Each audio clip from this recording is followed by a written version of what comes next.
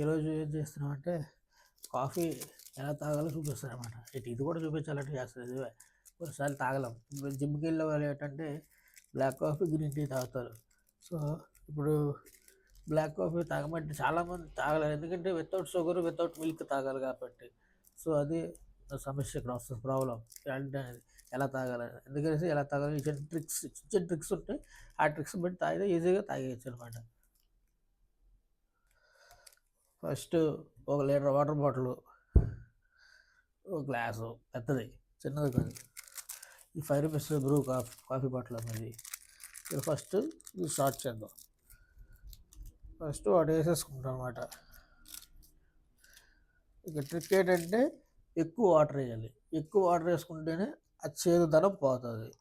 తక్కువ వాటర్తో తాగేవారు, ఎంత తక్కువ వాటర్ వేస్తే అంత చేదు ఎక్కువ అయిపోతుంటుంది అనమాట. సో అలా. సో ఏంటంటే ఇంకా కలిపేయడమే. ఇది హాట్ వాటర్ అయితే ఇంకా బెస్ట్గా ఉంటుంది. ఇది కోల్డ్ వాటర్, మామూలు వాటర్ తాగేస్తాడు, ఎందుకంటే ఇక్కడ హాట్ వాటర్ లేదు అందుకు అనమాట. ఫుల్ వేసేసుకుంటాం అన్నమాట. ఇలా ఫుల్ వేసేసుకొని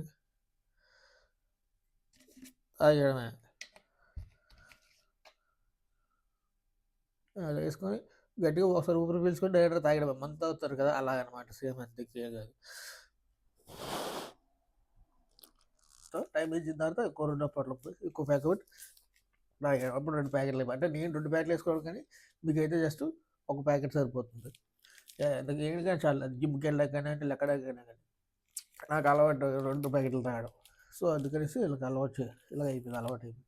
2 ప్యాకెట్లు తాగుతాను అనమాట. సో ఇది ఇలా తాగితే ఈజీగా తాగేయచ్చు, సింపుల్గా అయిపోద్ది. ఇక్కడ వచ్చిన పాయింట్ ఏంటంటే మైనస్ పాయింట్లు 2 ఉన్నాయి. ఒకటి ఏంటంటే కాఫీ తాగితే డిహైడ్రేట్ అయిపోతుంది బాడీ అంతా. సో అందుకనేసి మనం లీటర్ వాటర్ బాటిల్ పెట్టుకున్నాం అనమాట. లీటర్ తాగామంటే ఈ వాటర్తో హైడ్రేట్గానే ఉంటుంది బాడీ అంతా. అది బాగా ప్లస్ ఏంటంటే దీనివల్ల హంగర్ క్రేవింగ్స్ అవుతుంది. తెల్లవారింటికి జిమ్ చేయడానికి వెళ్తాం కాబట్టి హంగర్ ఉండదు, హంగర్ని సప్రెస్ చేసేస్తుంది. రెండోది ఏంటంటే వేకప్ అంటే ఫోకస్గా ఉంటాం అనమాట. నిద్ర అంతా పోతుంది కాబట్టి తెలుగుగా ఉంటుంది. నిద్ర అంతా పోయి